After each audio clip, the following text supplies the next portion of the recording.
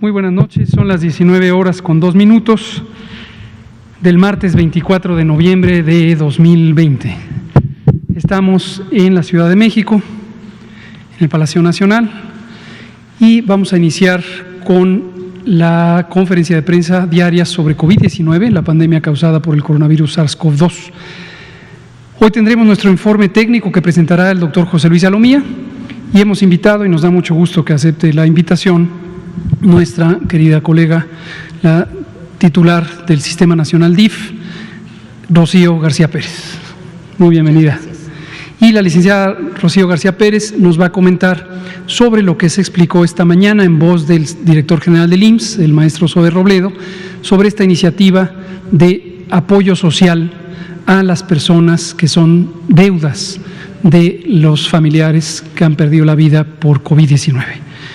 Sabemos que han surgido algunas inquietudes a lo largo del día y nos parece que es muy importante que haya total claridad y transparencia sobre los criterios técnicos y la mecánica en la que esta aportación social se va a transferir a través de la institución que tiene las atribuciones legales de proveer este tipo de asistencia social. ¿Quién mejor que la titular del DIF para comentarnos al respecto? Bienvenida, Rocío. Muchas gracias. Le pido al doctor Alomía si es tan amable de presentar y enseguida damos la palabra a la licenciada Rocío García. Con mucho gusto, señor subsecretario. Muy buenas noches a todas las personas que, ya sea de manera virtual o presencial, están atendiendo esta conferencia vespertina, la número 265, también en este día número 178 de la nueva normalidad, que se ha caracterizado por las intervenciones de prevención y control a nivel regional que el semáforo de riesgo epidémico norma para cada una de las entidades federativas. Si vemos la siguiente diapositiva, precisamente tenemos al semáforo de riesgo epidémico que está vigente durante esta semana y la próxima, y nunca desaprovechamos la oportunidad para hacer el llamado a la población en México que identifique la entidad en la cual está en estos momentos residiendo y llevando a cabo sus actividades, porque dependiendo del nivel de riesgo en el que se encuentre, pues bueno, todos juntos tenemos que contribuir acatando y poniendo en práctica las acciones de prevención, tanto en lo personal como en lo colectivo, es decir, en los espacios públicos y en las diferentes actividades sociales que se llevan a cabo. Mientras más alto sea el nivel de riesgo, es decir, máximo y alto, estas actividades y esta movilidad debe de estar disminuida para contribuir a la disminución a su vez de los contagios y por ende la generación de casos, y en la medida que ese riesgo va disminuyendo y alcanzamos riesgos medios o riesgos bajos, pues bueno, los aforos pueden incrementarse un poco, la actividad puede incrementarse un poco, pero nunca dejan de tener recomendaciones que van enfocadas sobre todo a aquellos espacios de concentración, congregación masiva, en donde la interacción entre las personas pues puede favorecer los contagios. Entonces, muy atentos de las recomendaciones que sus autoridades sanitarias estatales y también en los niveles municipales implementan semana con semana para poder contribuir a la disminución de la epidemia. Si vemos la siguiente diapositiva, actualizaremos precisamente la información estadística más relevante del comportamiento de COVID-19 en México. Para el día de hoy tenemos más de 2.742.000 personas que ya ingresaron a los protocolos de estudio.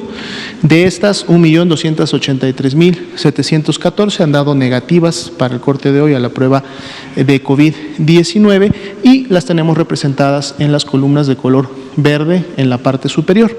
Así también, para el día de hoy tenemos una cantidad de personas ya acumuladas desde que inició la epidemia de 1.060.152 como casos confirmados y están representadas en las barras de color café claro en la parte inferior.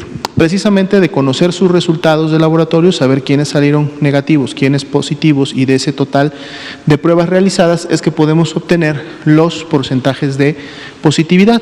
Para el día de hoy, para la semana 46, el porcentaje de positividad es de un 46%.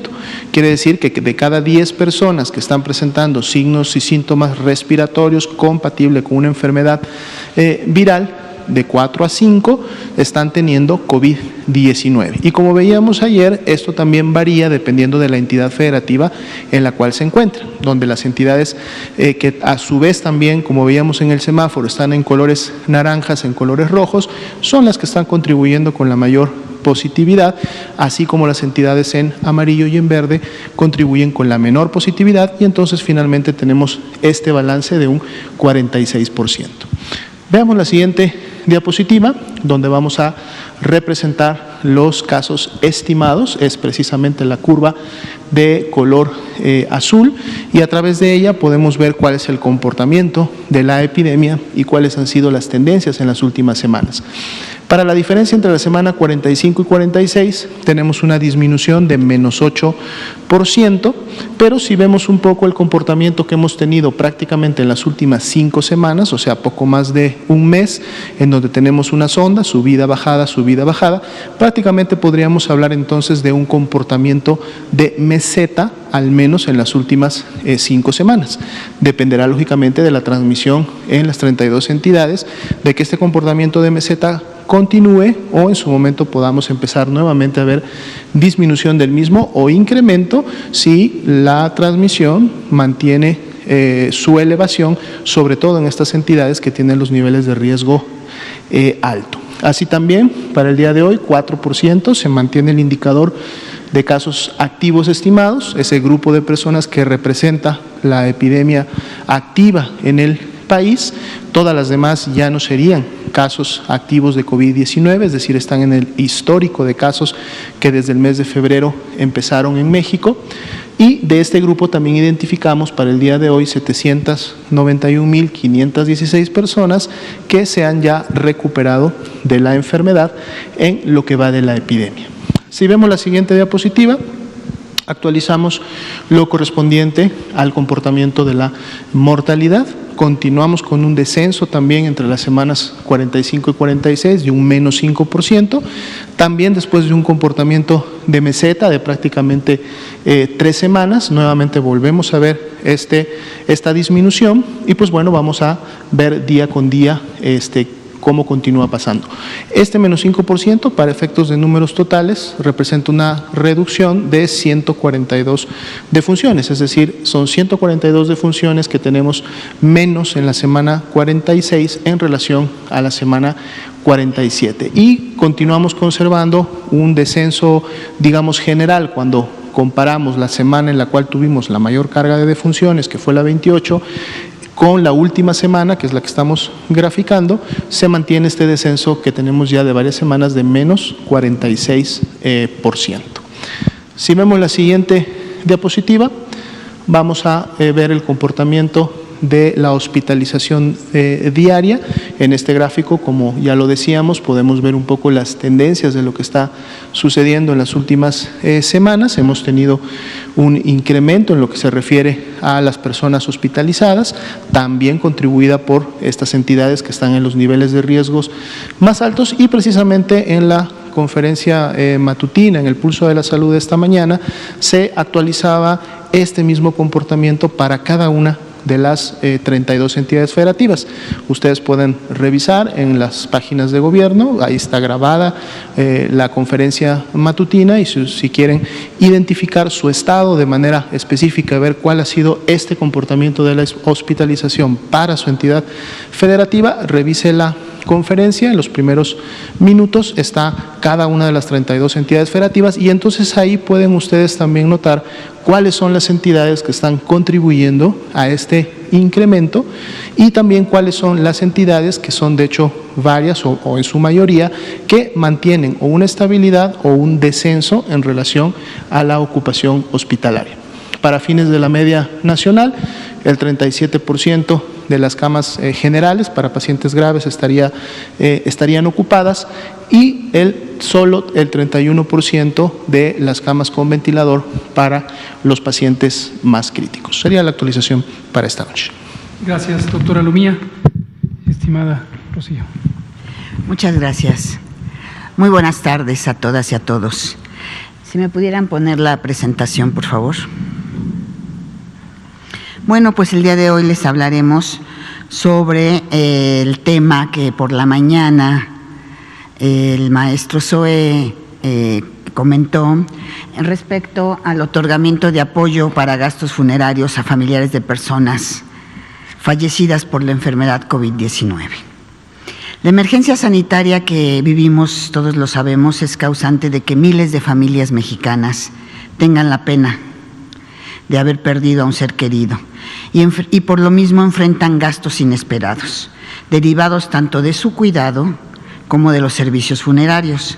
Atendiendo a la instrucción del presidente Andrés Manuel López Obrador, las instituciones del sector salud generamos acciones solidarias a favor de los deudos y se creó esta acción institucional de apoyo para gastos funerarios. La siguiente, por favor. Este apoyo, como les decía, es solidario, es universal y es directo. Es muy importante decirlo y el trámite voluntario será a través de una plataforma digital. El apoyo, la siguiente, el apoyo está dirigido a las y los familiares de personas fallecidas por la enfermedad COVID-19. ¿Cuál es el monto? 11,460 pesos, cantidad que fue definida por el DIF durante el 2020 para este tipo de aportaciones y tiene el propósito de contribuir con los gastos familiares originados por los servicios funerarios. Se trata de un apoyo que da muestra de la solidaridad del Gobierno de México con el sufrimiento que la pandemia ha causado en las familias del país.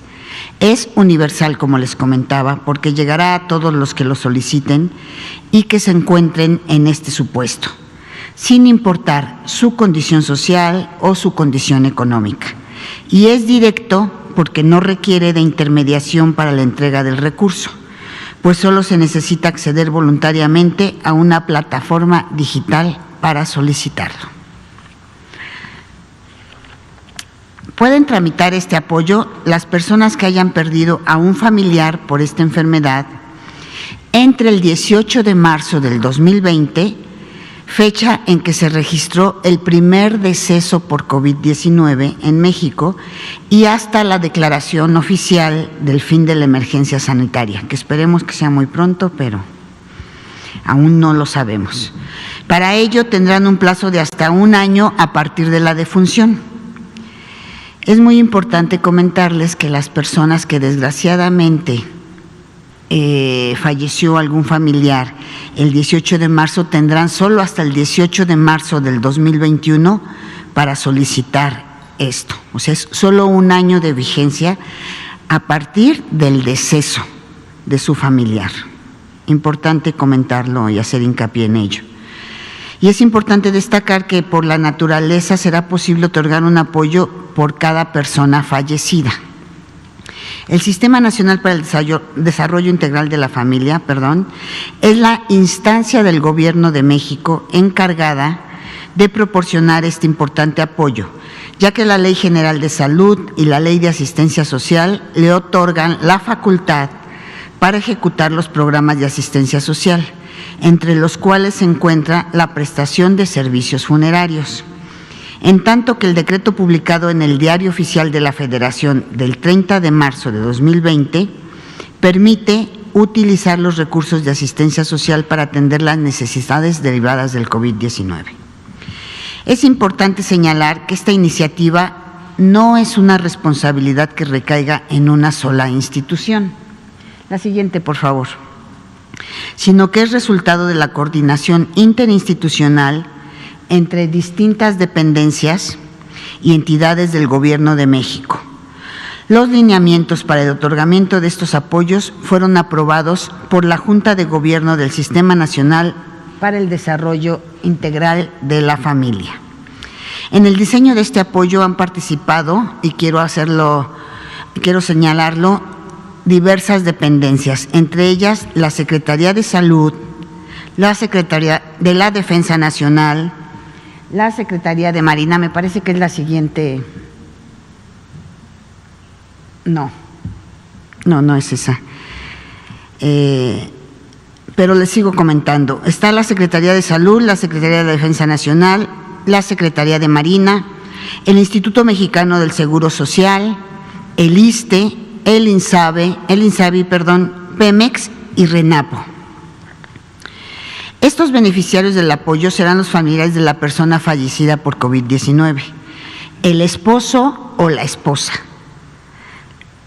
o la pareja, la hija o el hijo, así como el padre o la madre. Una vez recibida la solicitud, se tendrá un tiempo de espera de 1 semana. Si no se presenta una segunda solicitud, se generará el pago. Si otro familiar solicita el apoyo, deberemos dirimir la controversia. Para la solicitud se requieren de requisitos básicos: contar con el acta de defunción, que indique que la causa del deceso es por la enfermedad COVID-19, y contar con los documentos oficiales que acrediten el parentesco entre la persona finada y quien solicita el apoyo. Primer paso que debemos hacer: debemos acceder a la plataforma electrónica en donde el solicitante deberá registrar la CURP y los datos de la persona fallecida, así como adjuntar el acta de defunción por COVID-19. La siguiente: registrar al beneficiario. Se deberá registrar la CURP y los datos generales del solicitante, así como adjuntar identificación oficial y documento que acredite el parentesco. La siguiente, por favor. El paso 3 es determinar el medio de entrega del apoyo, mismo que se otorgará mediante transferencia bancaria o por la generación de folio para otra forma de pago. La siguiente. El paso 4 es declarar bajo protesta de decir verdad del uso del recurso para la recuperación de la economía familiar. Para ello deberá dar aceptar al formato que aparece en la plataforma. Una vez que se ha completado el trámite con los requisitos anteriores, la plataforma generará el comprobante de la solicitud para su posterior pago. Para que la atención de solicitudes de apoyo cumpla con el principio de universalidad, se está tomando en consideración varios casos posibles. La siguiente, por favor.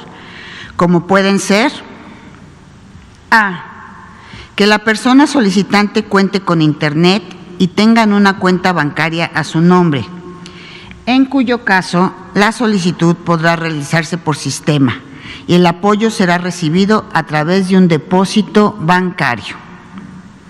B, que la o el solicitante tengan acceso a internet, pero que no disponga de una cuenta bancaria a su nombre, en cuyo caso podrá realizar la solicitud por medio de la plataforma digital y se generará un folio para otra forma de pago.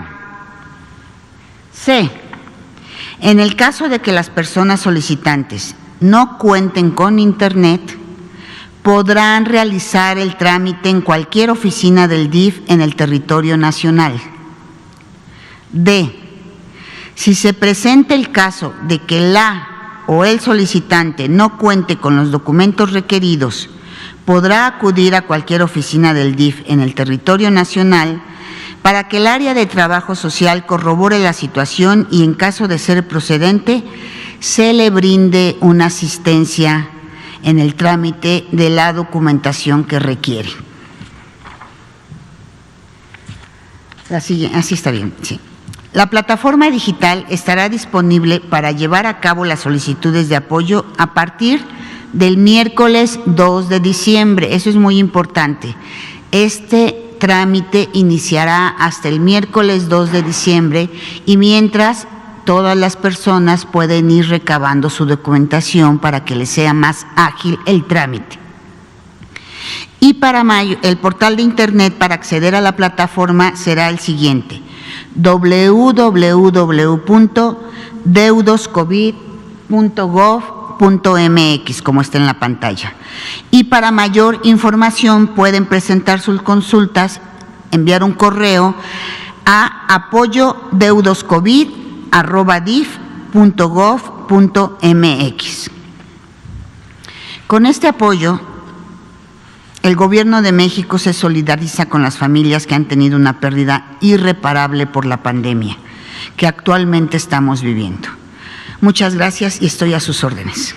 Muchas gracias, licenciada Rocío García Pérez, titular del Sistema Nacional DIF. Vamos a darle la palabra a Blanca Valadez, de Milenio, y nos seguimos aquí con usted y con usted. Muy buenas tardes a todos. Hoy el canciller Marcelo Ebrard comentó que si la COFEPRIS da la autorización a Pfizer, es posible empezar con la vacunación a partir de diciembre. Preguntarle si esto es posible, si entonces esto ya indicaría que tuviéramos un plan de vacunación, de cuáles van a ser los sectores y, por supuesto, la red de frío que hemos comentado en diversas ocasiones que se requiere para este tipo de vacuna. Esa sería una. La segunda, ayer la Secretaría de la Función Pública dio a conocer el listado de empresas que fueron sancionadas por incumplir en el IMSS y el ISSSTE en cuanto al otorgamiento de insumos en esta pandemia. Preguntarle, como lo comenta la Secretaría de la Función Pública, que se hizo un atentado grave, preguntarle si es posible elevar estas sanciones a un tipo penal, porque se puso en riesgo tanto la salud de los médicos como también la salud de los pacientes que no recibieron esos insumos, y si también en la red de laboratorios y hospitales que forman parte del INSABI y de alta especialidad también se dio ese problema y se va a resolver apenas a través de la función pública. Muchas gracias. Muchas gracias, Blanca Valadez, de Milenio. Sobre la segunda pregunta, va más allá de mis conocimientos generales, de mi conocimiento de la situación específica y de mis atribuciones en la materia. Es un asunto que depende de la Secretaría de la Función Pública, aplicar las leyes, la normatividad correspondiente a las responsabilidades, en este caso de empresas comerciales, que han sido proveedoras de las instituciones de salud. Desde luego que nosotros, desde las instituciones de salud, estamos no solamente obligados, sino gustosos de facilitar el trabajo de la Secretaría de la Función Pública, en la medida en que sabemos que nuestra secretaria, la doctora Irma Heréndira Sandoval Ballesteros, tiene una clara determinación de ordenar todo lo que respecta a un sistema de comercialización de insumos para la salud que ha sido sumamente viciado a lo largo de los últimos años en México. Eso sí lo puedo comentar porque sí lo conozco de fuente directa. En 2019, cuando iniciamos un proceso inédito de consolidación de la demanda de los insumos para la salud, medicamentos, vacunas, dispositivos, equipo de curación, por parte de las 6 instituciones o 5 instituciones que prestamos servicios clínicos a la población, nos dimos cuenta de enormes vicios que existían en el condicionamiento de los mercados, en el uso faccioso de los procedimientos que marca la ley para la adquisición, las licitaciones públicas, por ejemplo, y una concentración de los mercados en distribuidoras de insumos que tenían condicionados por la vía de la propiedad o usufructo de los registros sanitarios las oportunidades de mercados de 1,400 empresas farmacéuticas que existen en México. Es decir, el fenómeno era desfavorable para el interés público en la medida en que teníamos un mercado de insumos muy concentrado en pocos proveedores y también desfavorable para las iniciativas de las entidades privadas que, siendo un mercado considerablemente amplio, no podían canalizar sus ofertas a los proveedores, a los consumidores principales, que son las instituciones de gobierno. ¿Por qué razón? Porque en medio de ello había una especie de embudo, 6 o 7 compañías distribuidoras que tenían múltiples acciones, no solamente en el campo de logística y distribución, sino en la representación legal, en el uso de los registros sanitarios, en la exploración de mercados, etcétera. Entonces, todo eso ha sido muy desventajoso para México, porque México ha tenido que pagar sobreprecios de los productos farmacéuticos, ha tenido que estar en un condicionamiento de los contratos, que generalmente eran calculados para tener limitaciones en la proveeduría, y después iban seguidas de contratos de emergencias. También, por ejemplo, obviamente a sobreprecio también. Por ejemplo, también identificamos un patrón sistemático de fragmentación de las instituciones de salud, que muy desafortunadamente no se ponían de acuerdo en administraciones anteriores, y hoy estamos perfectamente coordinados, y llevaba, por ejemplo, a que un mismo producto en una entidad federativa costaba cierta cantidad y en otra entidad federativa podía costar 5, 6, 7 veces más, porque se fragmentaba la demanda, la petición que hacía el gobierno. Hoy tenemos una demanda concentrada, podemos negociar en mejores condiciones con la industria farmacéutica, tenemos un diálogo muy abierto y muy fluido con la Cámara Nacional de la Industria Farmacéutica y las asociaciones correspondientes, y podemos trabajar por el interés público, pero además para facilitar la pluralidad del mercado de productos farmacéuticos en el país. Sobre la primera pregunta, efectivamente hoy es martes, hoy es Pulso de la Salud, y esta mañana, acompañando al secretario de Salud, el doctor Alcocer, presentamos la actualización de la situación de influenza, perdón, no de influenza, de COVID-19, aunque también estamos en la temporada de influenza. Y el canciller Marcelo Ebrard habló sobre el proceso de algunas de las vacunas que estamos teniendo en oportunidad de acceso.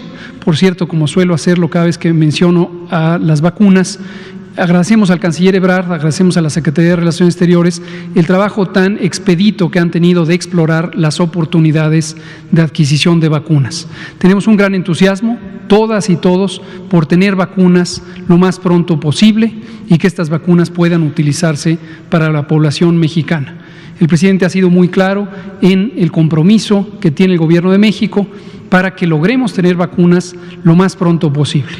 Como también comentaba el canciller Marcelo Ebrard, que es muy consciente de ello, y yo lo expliqué en cierto detalle posteriormente esta mañana, en ningún país del mundo se puede o se debe utilizar un producto farmacéutico, y menos aún las vacunas, que no sean aquellas que garanticen ser de calidad, seguras y eficaces. Esto es fundamental, es un consenso en términos de los fundamentos éticos del uso de productos para la salud, pero además está reglamentado, está normado, es prácticamente de obvia resolución. Nadie expondría a su población a un producto que no fuera de calidad, seguro y eficaz. Entonces, le compete a la Secretaría de Salud, en forma exclusiva y no compartida por ley o por múltiples leyes, incluida la Ley Orgánica de la Administración Pública Federal, establecer las condiciones para garantizar que los productos sean de calidad, seguros y eficaces. Y el organismo público encargado de ello es la Comisión Federal para la Protección contra Riesgos Sanitarios. Existen múltiples elementos reglamentarios que permiten establecer las condiciones en las que una empresa farmacéutica puede demostrar que los productos cumplen con estas características de calidad, seguros y eficaces. Entre otros mecanismos está la evidencia publicada en revistas científicas que cumplen ciertas características, a su vez son revisadas por pares, idealmente indizadas, es decir, revistas consideradas de prestigio, de los resultados de los ensayos clínicos de las distintas fases de investigación clínica, en particular de los ensayos de la fase 3, los ensayos clínicos controlados que tienen decenas de miles de personas. Es nuestro interés que esta demostración se logre para el mayor número de vacunas lo más pronto posible, pero no depende ni del Gobierno de México ni de ningún otro gobierno, sino de las propias compañías farmacéuticas realizar en forma expedita sus ensayos clínicos controlados. Además, el propio diseño de los ensayos clínicos controlados establece los tiempos necesarios de observación de las poblaciones que están participando en los mismos para poder llegar a conclusiones científicas de que existen seguridad y eficacia. Considero que estamos en buen camino con varias de las compañías. Hay 11 que están en este momento en el proceso de conducción de sus ensayos clínicos. En el caso de Pfizer lo conocemos de manera directa porque hemos estado en conversación con Pfizer. Esta misma tarde nos reunimos con Pfizer. Tuve el gusto de estar, como yo suelo estar ya periódicamente, en COFEPRIS, conduciendo los trabajos del gabinete de COFEPRIS y acompañado de las comisionadas de autorización y de operación sanitaria, conversamos con Pfizer, con los representantes de Pfizer. Identificamos en qué estado de avance están, no solamente en el aspecto del ensayo clínico, sino también en el aspecto de la preparación logística. Y una cosa muy importante de la preparación de Pfizer respecto a la autorización sanitaria en Estados Unidos. Tenemos la impresión, insisto, optimista, positiva, de que vamos por buen camino, pero tenemos que tener total claridad de los tiempos que llevan las cosas. Y quiero declarar por una nueva cuenta, para que quede sumamente claro, que una cosa es la velocidad que pueden tener los trámites y la necesidad de que los trámites sean expeditos y la instrucción del presidente y el compromiso de todos sus subalternos de que ningún aspecto de la burocracia haga lento el proceso.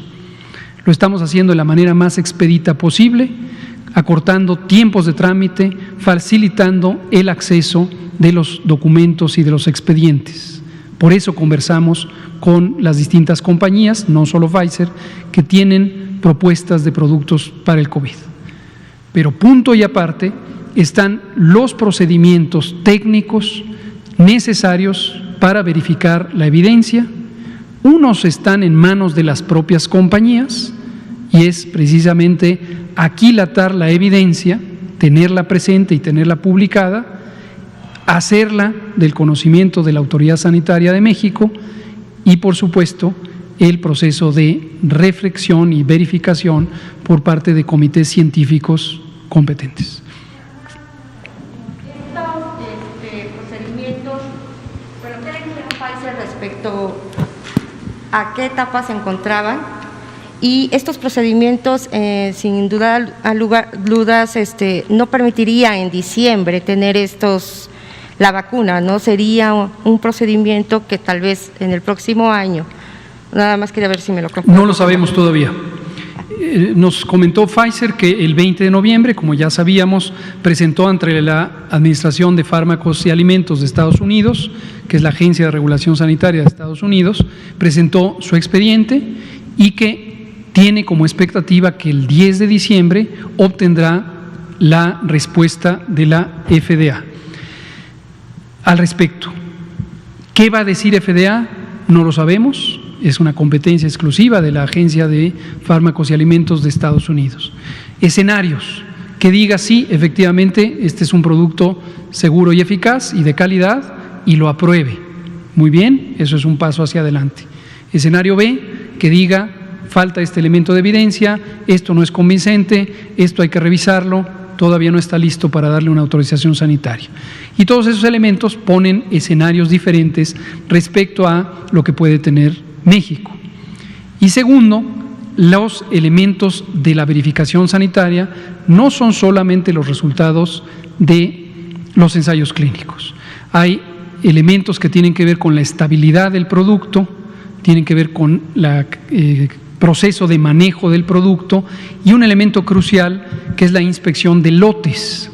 La inspección de lotes, para que todo el mundo lo tenga claro, es cuando llega el producto físicamente a un país. Esto es un estándar mundial, no es ningún requerimiento especial de México. es un estándar mundial. Cuando llega un producto a un país, la autoridad sanitaria del país tiene que verificar que el producto que llegó cumple las especificaciones de seguridad, de calidad y en algunos casos también de eficacia correspondiente a lo que se supone debe ser. No hay otro ámbito más importante de esa verificación que las vacunas. ¿Por qué razón? Porque las vacunas son productos que se usan para población sana y son productos que se usan masivamente, a diferencia del resto de los productos farmacéuticos.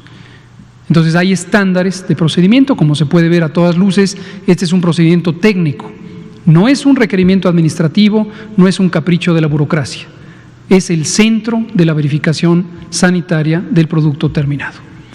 Entonces, no cantemos victoria anticipadamente, tampoco seamos pesimistas. Creo que es fundamental tener una postura mesurada, amparada en el conocimiento técnico específico de las cosas, y todos busquemos facilitar que tengamos vacunas lo más pronto posible. Ese es el deseo del secretario de Salud, es el deseo del subsecretario, es el deseo de todo el Gobierno de México. Muchas gracias. Por favor. Doctor, buenas noches. Luis Méndez de Canal 11. Ayer hablaba brevemente al concluir la conferencia con el doctor Ricardo Cortés respecto a esta llegada próxima de insumos que van a permitir detectar al mismo tiempo la influenza y el COVID. Me gustaría preguntarle en qué momento estamos y cuál sería el siguiente paso para que a la población se le empiece a aplicar este tipo de pruebas que detectan una u otra y ya no se requiere de, digamos, de dos pruebas. Y le tengo una segunda pregunta, doctor. Muchas gracias. Le voy a pedir al doctor Alomía si responde esa pregunta. Claro, con mucho gusto. De hecho, esto es parte de la culminación de un proceso técnico que venimos llevando a cabo desde hace aproximadamente ya un mes, en donde se empezó primero a revisar estas ofertas de paneles de diagnóstico, en donde precisamente con una sola muestra, en este caso el mismo hisopo faríngeo o nasofaríngeo, la prueba permite identificar SARS-CoV-2, influenza A e influenza B. Entonces, con esto, con solamente una toma, y esto lógicamente contribuye a la eficiencia en los procedimientos del laboratorio, porque sería un solo procedimiento, nos permitiría identificar de entrada la presencia de estos tres virus, y ante la identificación de uno u otro, continuar con los diferentes algoritmos para la subtipificación, para la secuenciación genética y todo lo que en su momento podemos hacer a través de un resultado de PCR. El INDRE ya hizo la solicitud correspondiente, estamos ya en la fase precisamente de espera de la compra y la distribución. Esto fue de la mano de la evaluación que se le hizo a un grupo de estos paneles, y se definió por el que tenía la mejor, no solamente sensibilidad y especificidad, sino también concordancia, es decir, la concordancia en la que detecto con las dos pruebas separadas un virus y el otro, y que este panel me pueda detectar ambos. Estas pruebas van a ser distribuidas una vez que lleguen a México, que se termine el procedimiento de compra, a toda la Red Nacional de Laboratorios de Salud Pública, y estas pruebas se van a enfocar precisamente en las unidades de salud monitoras de la enfermedad respiratoria, es decir, las unidades USMER, que son estas unidades que mantienen el modelo de vigilancia Centinela, que es precisamente con el que se trabaja y se ha trabajado los últimos 10 años para efectos de la influenza, dado que esa es la utilidad de poder aplicar estas pruebas que detectan estos tres virus al mismo tiempo. Las unidades no USMER más bien van a poder hacer uso y van a sacarle la mayor utilidad a las nuevas pruebas antigénicas, que en su momento permiten una identificación más oportuna, más o menos en un marco de 30 minutos, de un caso positivo de COVID, y continuarán con los algoritmos correspondientes de PCR para mantener la vigilancia virológica. Pero estamos ya a algunos días solamente de que estas pruebas puedan llegar al país, y en su momento inmediatamente se distribuirán a toda la red. Gracias, doctor Alomía. Una breve anotación sobre esto. Como ya se puede ver en lo que acaba de explicar el doctor Alomía, el sistema de vigilancia epidemiológica de México para COVID-19 se compone de múltiples elementos. Acaba de mencionar las unidades del sistema Centinela, Ese es un componente, y las casi 26,000 unidades de vigilancia, que son el resto de las unidades de atención. Hemos decidido tener 2 abordajes complementarios, porque de cada elemento se obtiene información diferente que se complementa. Esto para volver a aclarar, acaso por enésima vez, que la Vigilancia Epidemiológica de México tiene 12 componentes y no solamente el sistema Centinela. Por favor. Doctor, a mí me gustaría hacerle la siguiente pregunta. Bueno, el día de hoy el gobierno de Jalisco anunció un modelo piloto para la reapertura de un estadio, esto para el encuentro de fútbol entre 2 equipos, y me gustaría preguntarle si usted considera que es una medida adecuada o cuál sería su posicionamiento respecto a esta reapertura. Es un modelo piloto, dijeron las autoridades de Jalisco, pero ¿cuál sería su opinión, subsecretario, por favor?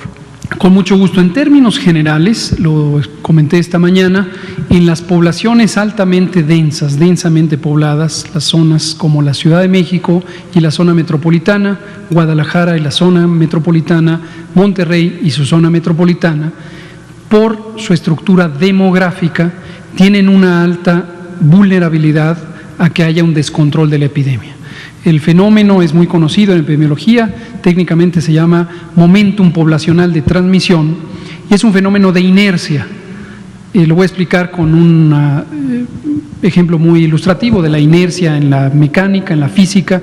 Si tenemos 2 vehículos, uno pesa 300 kilogramos y el otro pesa 3 toneladas, van a la misma velocidad y súbitamente frenan, el vehículo ligero se para a lo mejor en los siguientes 70 metros.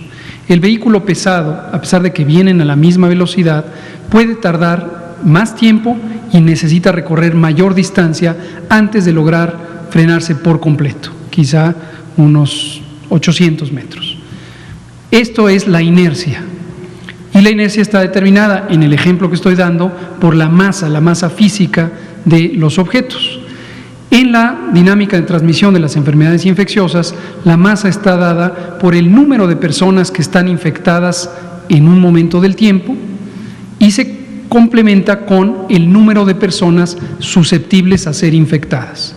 Entonces, en poblaciones grandes, sobre todo densamente pobladas, esta inercia de transmisión es mayor.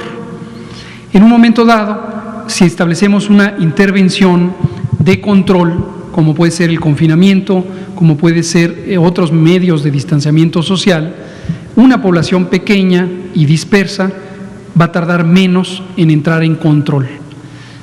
En la población grande y densamente poblada puede tardar más tiempo. Habiendo dicho esto y atendiendo a la pregunta, no conocemos formalmente esta propuesta de un piloto para abrir en operación el Estadio Akron para el partido de las Chivas contra el América. Pero estamos asumiendo que la propuesta está amparada en una reflexión técnica documentada y que el gobierno de Jalisco asume la responsabilidad de las consecuencias que pudiera tener este modelo piloto. Como lo hemos hecho para las 32 entidades federativas, consideramos que la responsabilidad de la autoridad sanitaria local está estipulada por ley y hay que respaldar a las autoridades que en un momento tomen decisiones. Nadie puede predecir lo que va a pasar con la epidemia en el estado de Jalisco, la epidemia de COVID-19, y lo veremos en las consecuencias ulteriores. Pero insisto, asumimos que el gobierno de Jalisco ha tomado las previsiones necesarias para identificar que el riesgo sea mínimo. No conocemos el documento técnico correspondiente, sabemos igual que usted por las declaraciones que se han hecho al público y esperamos que el aforo en el estadio se conserve de la manera más cuidada posible. Lo que sí sabemos, porque es una recomendación técnica general del semáforo COVID, es que preferentemente solo en el semáforo amarillo deberían abrirse los estadios. Esto lo hemos estipulado desde el inicio porque todavía en el color naranja los distintos indicadores de ocurrencia de la epidemia revelan que hay riesgos importantes de reactivación. Entonces aquí de manera específica lo que sería sumamente importante es que el proceso de ingreso y de salida al estadio sea muy cuidado, que la separación de las personas unas con otras durante el evento en el estadio sean muy cuidadas y que haya una muy buena grado de separación, y desde luego que pudiera haber un seguimiento posterior de las personas que concurran al estadio para que, si tempranamente presentaran alguna manifestación de infección, pudieran ser puestas en aislamiento preventivo como corresponde a la contención centrada en personas. Doctor, en ese sentido, ¿la Ciudad de México también podría entrar en una prueba piloto como la que se está proponiendo? Como digo, nuestra posición no es sobre una ciudad y la otra y la otra y la otra, y un gobernador y el otro y lo otro. Nosotros damos conceptos generales que han sido amparados en una revisión cuidadosa y dinámica de la evidencia científica. Respetamos la competencia de las autoridades sanitarias locales. Nosotros no tenemos la facultad de dar permisos o apoyos. Es una competencia de las autoridades sanitarias locales. Por eso, cada vez que se ha vertido esta consideración en la narrativa pública, en los medios, lo que publican los columnistas, de que pareciera que el gobierno federal toma todas las decisiones de lo que va ocurriendo en el país, hemos explicado que así no funciona. Desde 1997, el Sistema Nacional de Salud se descentralizó. En cada estado hay una secretaria o secretario de salud, y los gobernadores, los primeros mandatarios de los estados, son por ley autoridades sanitarias. Nosotros hemos planteado la estrategia y la comunicamos en detalle, está en los documentos de acceso público. ¿Cómo se implanta esa estrategia? Depende de las autoridades sanitarias locales. Consideramos que lo más productivo para un país federal es tener un diálogo abierto, franco y con una base técnica con los gobiernos estatales. Esto no es un tema de política. Entonces, si usted me pregunta, ¿puede ser que esta entidad lo haga? El principio es el mismo. En cualquiera de las 32 entidades federativas, confiemos en que tenemos mandatarios y mandatarias que tienen equipos técnicos competentes. Cuando puede haber diálogo, qué bueno, porque entonces también nosotros, como parte de quienes trabajamos para la autoridad sanitaria federal, podemos contribuir con nuestras perspectivas y, en cierta manera, compartir la responsabilidad de lo que pudiera estar ocurriendo. Cuando no nos han dado parte de lo que se va a hacer, pues simplemente respaldamos a la autoridad sanitaria estatal de las 32 entidades en términos generales. Ya lo que ocurra, nadie debe llamarse a confusión de que la decisión es una decisión local. Eso es importantísimo. Eso es muy, muy importante. Gracias, doctor. Gracias. Juan Carlos Machorro, de AM Noticias Querétaro, y luego Liliana Noble, Pulso Saludable. Sí, buenas noches. Juan Carlos Machorro, AM de Querétaro. Para la titular del sistema DIF, usted anunció hace tiempo un programa de rehabilitación de pacientes post-COVID. ¿Cómo van? ¿Cuántas personas han atendido? ¿Qué condiciones deben tener las personas? Sabemos que hay gente que ha quedado muy afectada, a otros que parecería que no. Bueno, hasta un futbolista profesional, pues hasta los 2 meses después presentó síntomas de, pues ahora sí que de las afectaciones permanentes a su organismo. O sea, ¿cómo está esta cuestión? ¿Y qué tanto está preparado el Estado para atender pues a los miles de mexicanos que van a quedar con secuelas? Y si me permite rapidísimo el doctor Gatell, una pregunta para usted. Pues la OMS ya ha llamado y ha mostrado preocupación de hasta una tercera ola de gran fuerza de la pandemia en Europa. México y pues esta parte del continente donde estamos, que tenemos a Estados Unidos que lidera en fallecimientos, en todas las cuestiones, qué tan cerca o tan lejos estamos, por tanto cruce fronterizo, etcétera, sin hablar de cierre de fronteras, pero que estamos en una región que pues quizá empiece a tener una segunda ola muy fuerte. ¿Qué tan lejos estamos nosotros como México de esta realidad? Gracias. Muchas gracias. Por favor. No se espanten, se me fue el agua. Uy. Perdón. Te contesto sobre rehabilitación. Mira, hay un portal, está en la página del Sistema Nacional y es un programa que va en tres fases, pero las 2 primeras son vía remota por internet. Entonces pueden entrar a la página del Sistema Nacional DIF y ahí hay un apartado de rehabilitación. Fíjate que en el momento llevamos 30 personas que han ingresado, realmente han sido muy pocas, pero tenemos la capacidad, como es vía internet, de tener muchísimas. O sea, no doy un número, pero tenemos la capacidad de las que requieran. Podemos hasta abrir más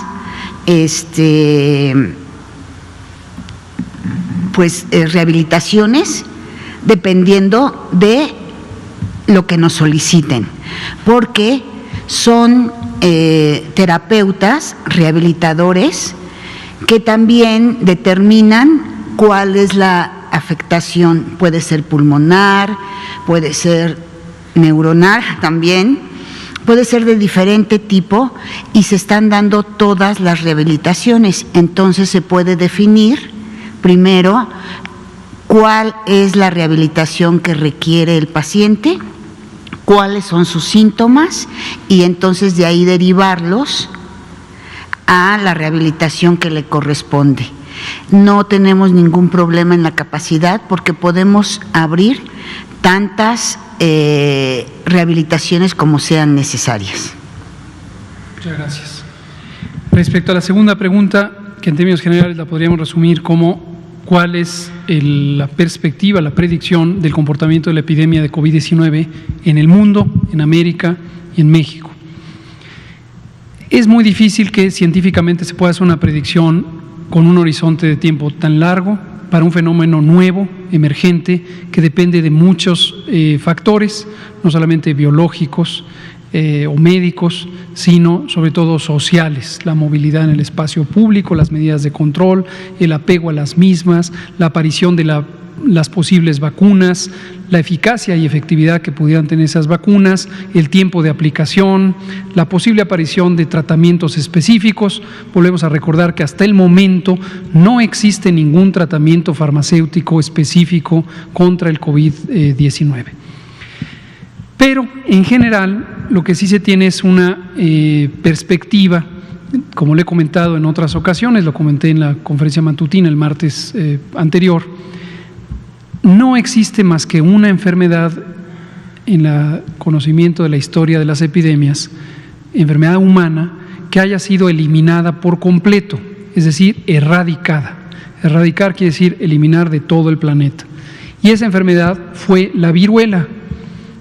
Esta está causada por un virus específico, conocido, el virus de la viruela, un poxvirus, y 200 años después de la invención de la vacuna contra la viruela, que fue la primera vacuna en ser inventada o descubierta, porque fue un poco de ambas cosas, se logró la erradicación. No fue solo por el efecto de la vacuna, esto es muy importante tenerlo claro, fue por la aplicación consistente de distintas estrategias de salud pública, entre otras la vacunación.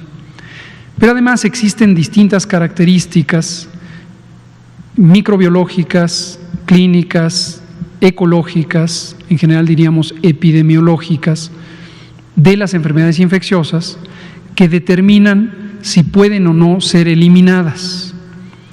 Hay enfermedades que tienen muy baja probabilidad de ser eliminadas. Hay otras que podrían ser eliminadas, al menos en términos teóricos. El sarampión y la poliomielitis son dos ejemplos.